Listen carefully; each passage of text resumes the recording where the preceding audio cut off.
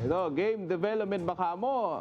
O ito ibinida ng mga Pinoy game developers ang kanilang talento sa animation, sound engineer at game design at programming sa 2026 China Digital Entertainment Expo o China Joy sa Shanghai, China.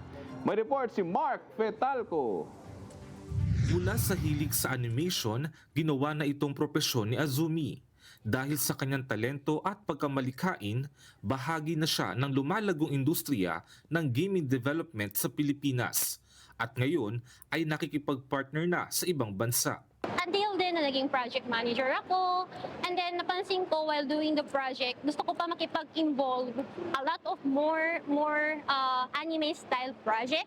Isa ang kanyang kumpanya sa 7 gaming development companies sa Pilipinas na nakilahok sa 2026 China Digital Entertainment Expo and Conference o China Joy sa Shanghai, China. Dito ay ibinida ng delegasyong Pilipino ang kanilang mga likhang laro at iba't ibang services. Ayon sa Department of Trade and Industry Export Marketing Bureau, pangkalahatang naging matagumpay ang partisipasyon ng Pilipinas sa naturang event. So we had interest from China, from Spain, from Cyprus, Vietnam.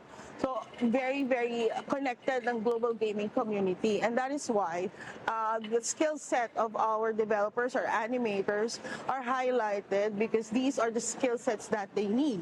Sa temang Level Up with AI, layo ng China Joy 2026 na isulong ang inobasyon sa gaming at digital entertainment. Naging pagkakataon din ito para sa delegasyon ng Pilipinas na makakuha ng mahalagang kaalaman at mga bagong ideya na maaaring magamit sa pagpapalago ng game development industry sa bansa. Nakita kasi namin yung potential ng market and buying power ng Chinese market.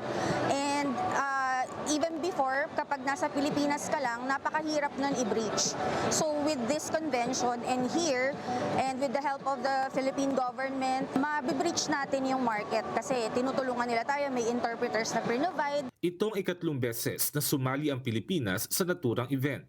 Ayon sa Philippine Consulate General sa Shanghai, mahalaga ang partisipasyon ng Pilipinas, lalo't nakakatulong ito sa pagpapaunlad ng creative industry ng bansa. Shanghai has one of the biggest gaming industries, and yung Philippines naman really has something to offer.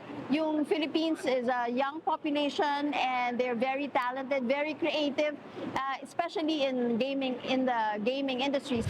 Para sa mga Pilipinong game developer, hindi lamang ito pagkakataon para maipakita ang kanilang mga likha, kundi patunay rin na kaya makipagsabayan ng mga gawang Pinoy sa pandaigdigang merkado. Mark Fetalco, IBC News.